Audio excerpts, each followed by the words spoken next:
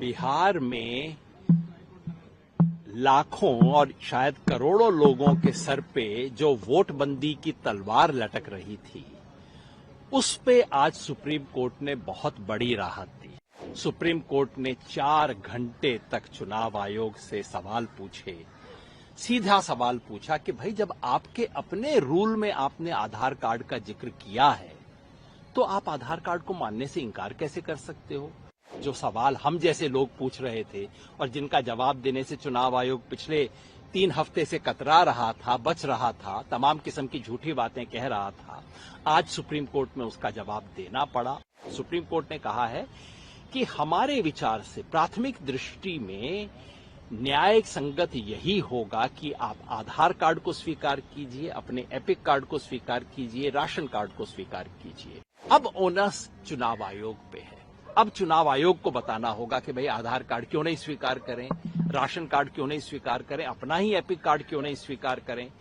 बिहार में लाखों और शायद करोड़ों लोगों के सर पे जो वोटबंदी की तलवार लटक रही थी, उस पे आज सुप्रीम कोर्ट ने बहुत बड़ी राहत दी है। सुप्रीम कोर्ट ने 4 घंटे तक चुनाव आयोग से सवाल पूछे। सीधा सवाल पूछा कि भाई, जब आपके अपने रूल में आपने आधार कार्ड का जिक्र किया है, तो आप आधार कार्ड को मानने से इंकार कैसे कर सकते हो? पूछा, आप अपने ही एपिक कार्ड से कैसे पीछे हट सकते हो? पूछा कि आप अगले कुछ हफ्ते के अंदर करोड़ों लोगों के सर्टिफिकेट्स की जांच करके ये कैसे सुनिश्चित कर लोगे कि एक भी गलत व्यक्ति ना छूटे?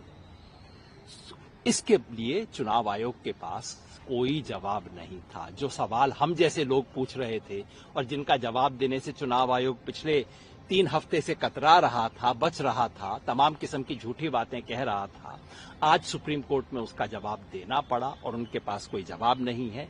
सुप्रीम कोर्ट ने आज सुझाव दिया है।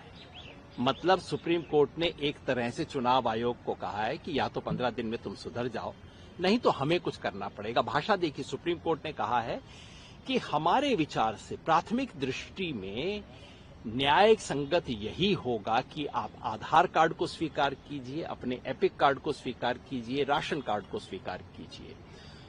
और अगर आप नहीं करना चाहते हैं तो आप कारण बताइए कि आप क्यों नहीं करना चाहते हैं। मैं समझता हूं ये बहुत बड़ी जीत है उन लोगों के लिए जिन्होंने बार बार कहा था कि वोटबंदी का खतरा है। ये खतरा भी टला नहीं है, फिर आगे 28 तारीख को देखेंगे।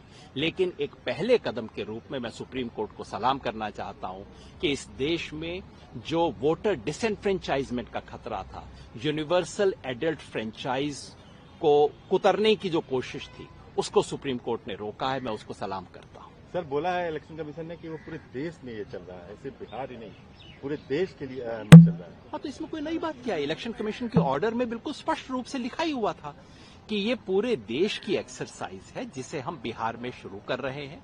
हम सब ने पूछा कि इसकी शुरुआत आप बिहार में क्यों कर रहे हो, इतने थोड़े से समय में क्यों कर रहे हो। जस्टिस बागची ने कहा कि भाई, अगर आपको ये सब करना है तो इसे बिहार चुनाव के साथ क्यों जोड़ रहे हो, आप अलग से कर लो, इसमें इतना समय लगता है। और चुनाव आयोग के पास किसी भी सीधे कड़े सवाल का कोई जवाब नहीं था। ये आप सब लोगों ने देखा होगा। और मैं समझता हूं कि अब ओनस चुनाव आयोग पे है। अब चुनाव आयोग को बताना होगा कि भाई, आधार कार्ड क्यों नहीं स्वीकार करें, राशन कार्ड क्यों नहीं स्वीकार करें, अपना ही एपिक कार्ड क्यों नहीं स्वीकार करें।